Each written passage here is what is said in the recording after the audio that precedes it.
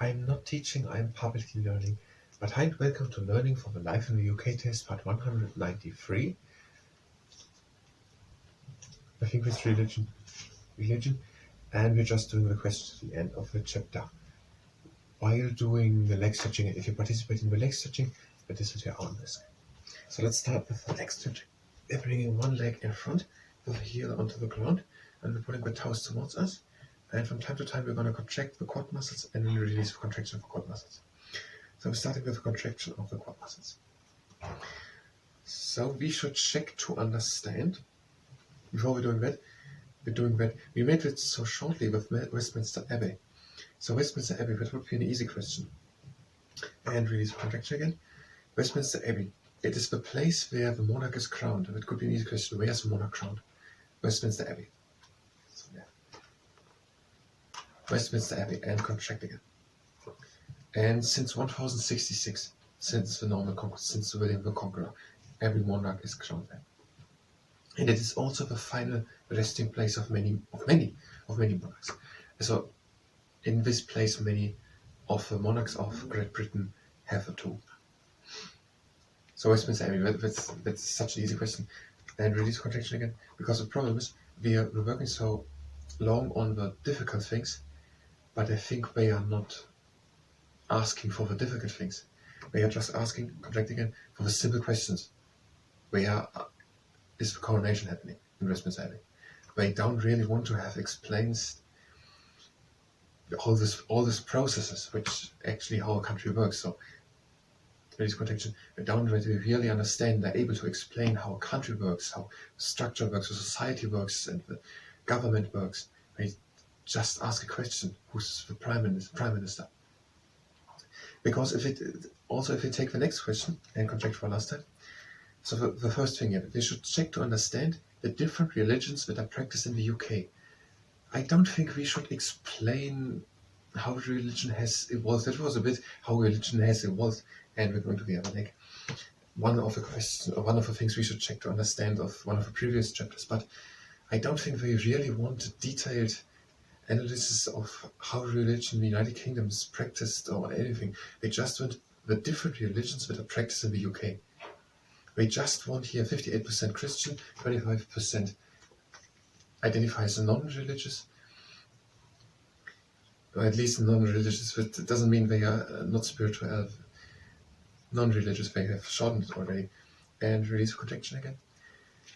No religion, 5% Muslim, 1.5% Hindu, and 0.8% Sikh, and then less than 0.5% both Jewish and Buddhist.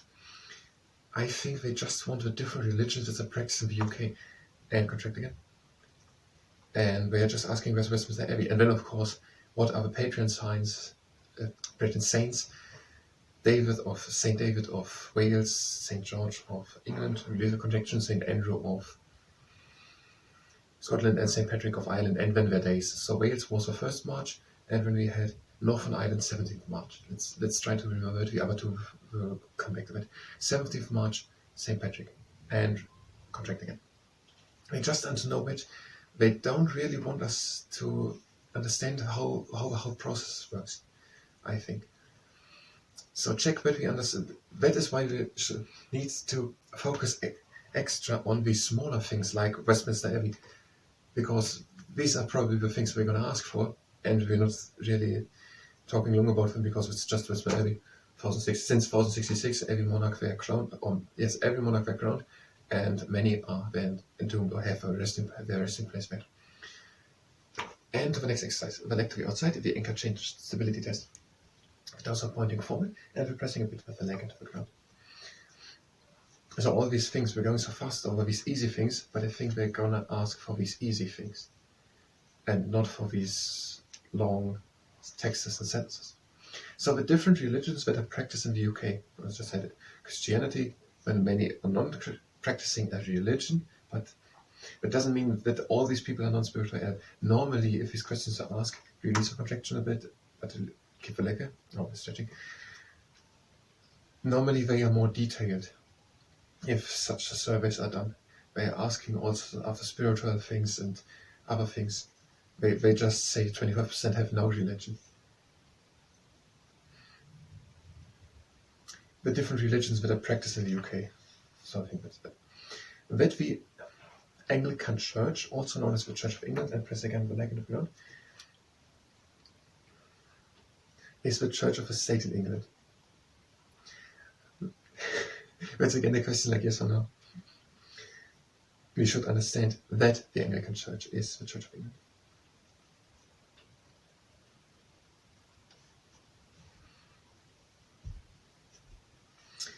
And the leg to the other side and we're pressing it into the ground.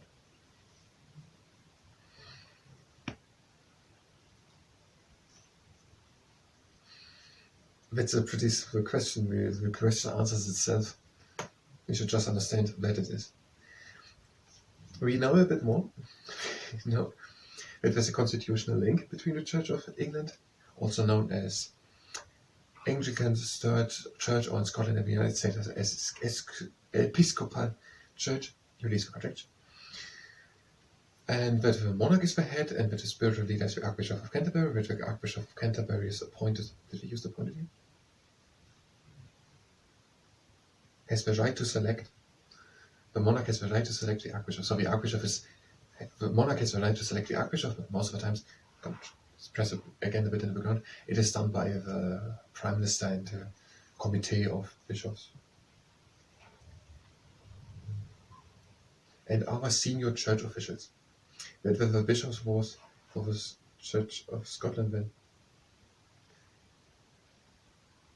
Several Church of England bishops. So the Church of England has bishops, because that could be important. Not every church has bishops. There are differences. And in Scotland, it is the Presbyterian Church of Scotland.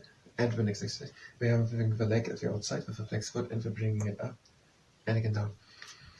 In Scotland, it is the Church of Scotland, the Church of Scotland, which is a Presbyterian church. So there are different types of Presbyterian churches, and one of them is the Church of Scotland. And it is governed by ministers and elders. They have no explanation to anything of it.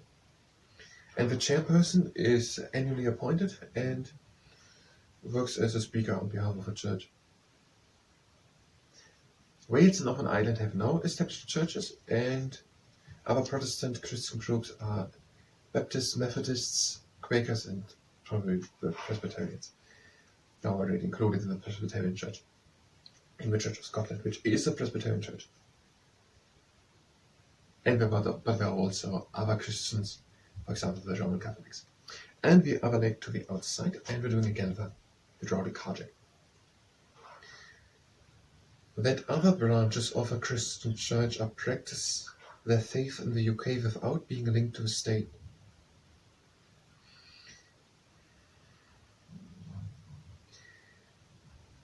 In the way they said,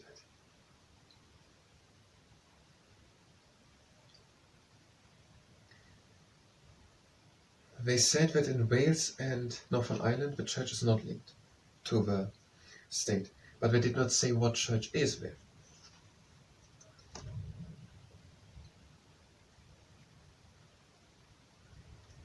We don't know what Christian branches are practicing religion in Wales or Northern Ireland.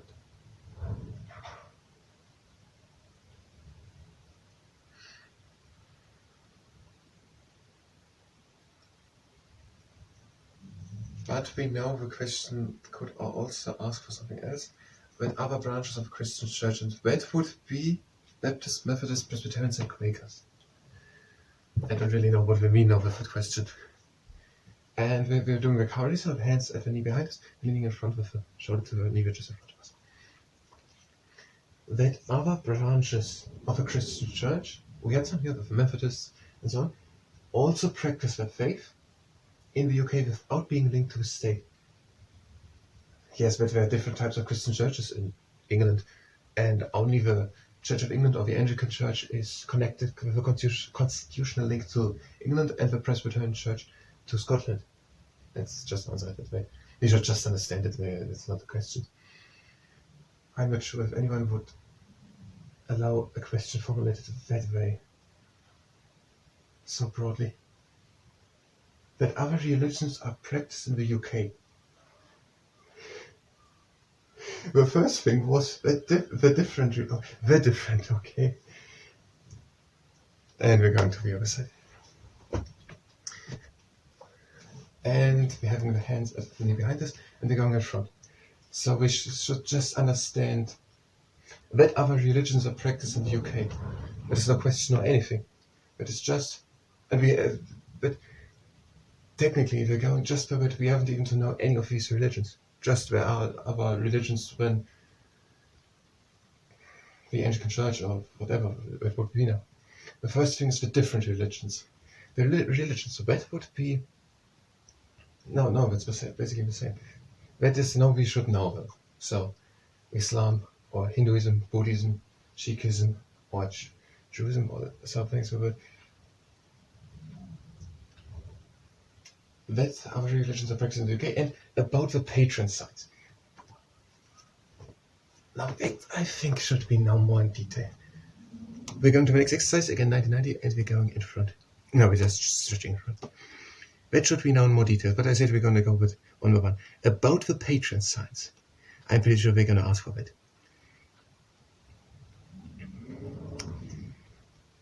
It would make also a bit more sense how it all is structured. If we're asking just for these key points, basically, and the text is just to explain the key points, not to explain what the key points mean, then it would make more sense why they were written like that. No one who wants to explain Christian churches would write it like that. Yes, it's try to be in simple and easy to learn format, or simple written and easy to understand. But it is not what one author has written. No one would write like that if they want to explain that. And doing the pigeon pose, do it only if you know already how to do it, know how to enjoy yourself. So we have to learn the patron saints. That is important that we're going to do that. Customs and traditions. So patron saints. The first March is St. David, Wales, and the 17th March it is St. Patrick, Ireland. And we're through with all these questions. We're going to learn the patron saints one by one. I think it's in a way enough with 17th March, St. Patrick, Ireland, and we have already 1st March, St. David, Wales. We have a two we're going to make later.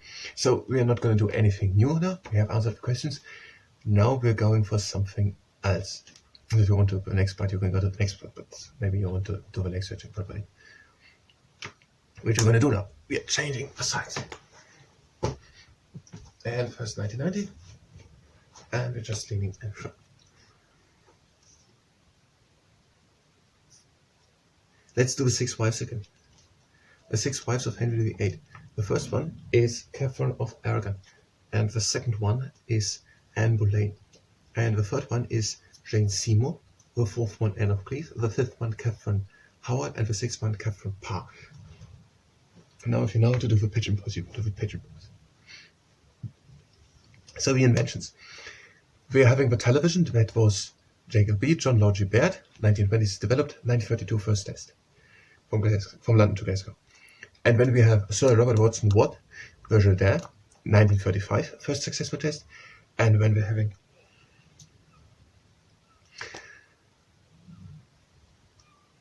when we had, and once more upon Sir Bernard Lovell, who at Joddlebank in Cheshire built the largest radio telescope of the world, which is also still in use. And then we have Alan Turing, the Turing machine, that was in the 1930s.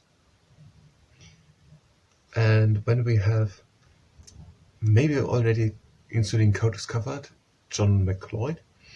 When we're having the structure of DNA, 1953, and these were the structure of the DNA, it was the helix. So Francis Crick was one of the people who got the Nobel Prize for it. It was at Cambridge and London University then. And when we're having, let's make the Harrier jumper jet. There we have no more information. And the Concorde, that was the Moon year, 1969. That was Britain and France. And we're going to the last exercise, the butterfly stretch. We're having the soles of the feet together. And we're sitting tall up. And we're just standing in front. And then we're having the IVF therapy. And that were an energetic step. So these are Patrick Steptoe and Sir Robert Alberts. And that was in 1978, IVF, 1978. And when we're having the World Wide Web, that was the last thing, that was the timber and burning, so the candle burning. It was Sir Tim Berners-Lee, and the first test Christmas Day 1990, so 25th December 1990. And we're having two, I don't think I have time to say them. You have the cloning with Sir Keith Campbell and Sir Ian Wilmot, and that was in 1996. And then we're having one thing, I don't know which one, and I don't have time to look it up. I thank you very much, and until the next time.